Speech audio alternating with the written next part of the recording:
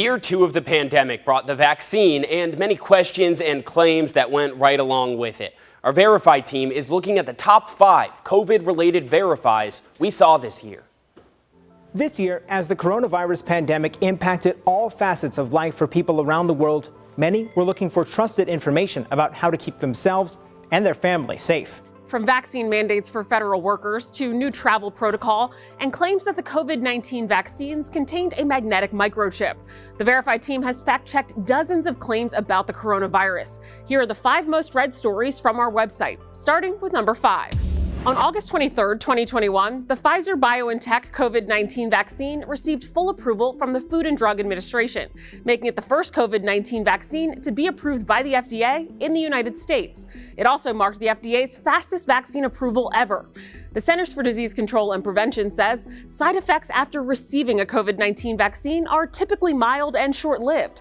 But for months, many people asked whether they can bring a lawsuit against a COVID-19 vaccine manufacturer if they were to have a severe reaction, like an injury or a death after getting vaccinated. After checking with these sources, we verified that no, you can't sue a manufacturer if you get a COVID-19 vaccine injury. However, you could file for benefits under the Countermeasures Injury Compensation Program. Taking the 4th spot is a claim that started with a series of viral videos like this showing the COVID magnet challenge. The videos claim to show a magnet sticking to the skin of a vaccinated person near the site of their injection. Some people on social media claimed these videos were proof that the COVID-19 vaccine contains a magnetic microchip. After checking with these sources, we verified that no, the COVID-19 vaccine does not contain a microchip or any particles that would cause a magnetic reaction. That was just one of many examples of claims that stemmed from people questioning the safety of the COVID-19 vaccines. Story 3 brings us yet another. In June 2021, posts on social media suggested the spike protein created in people's bodies after receiving the Pfizer and Moderna mRNA COVID-19 vaccines is cytotoxic, meaning the protein kills cells in the body. In a tweet shared thousands of times, Dr. Robert Malone, who identifies himself as the inventor of the mRNA vaccines, wrote, quote, "The SARS-CoV-2 spike protein is cytotoxic. That is a fact. Who says so? Multiple peer-reviewed references," unquote. But we checked with our sources, including a cell biologist, microbiologist, and an infectious disease doctor. And they helped us verify that no, there is no evidence the spike protein in the COVID-19 vaccines is cytotoxic. Experts say the spike protein created in the human body after mRNA vaccination is different than the SARS-CoV-2 spike protein. By late June, a majority of the U.S. adult population was fully vaccinated against COVID-19. Following a year of lockdowns brought on by the pandemic, many were itching to get out of their house. For some, they were considering flying for the first time since the pandemic began. That meant learning about new rules around air travel safety during COVID. On June 20th, about 2.1 million people went through a TSA checkpoint, the most of any day since the onset of the pandemic.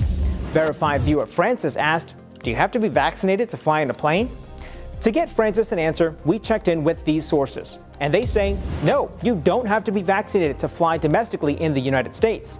For international travel, some countries may require visitors to be vaccinated against COVID-19.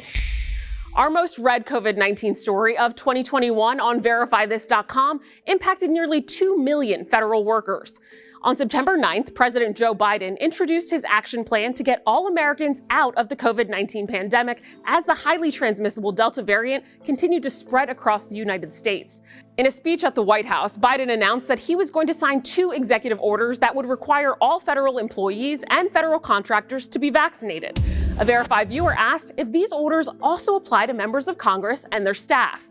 We reached out to a ton of sources on this story, including the Congressional Institute. And the answer was no. President Biden's vaccine mandate for federal workers does not apply to members of Congress and their staff. The mandate only applies to federal workers in the executive branch of the federal government. Members of Congress, which includes the House of Representatives and the Senate, fall under the legislative branch of government. The judicial branch, which includes the Supreme Court, is also exempt from Biden's mandate. Those were just 5 of the hundreds of stories that we published this year. You can find those stories and more at verifythis.com.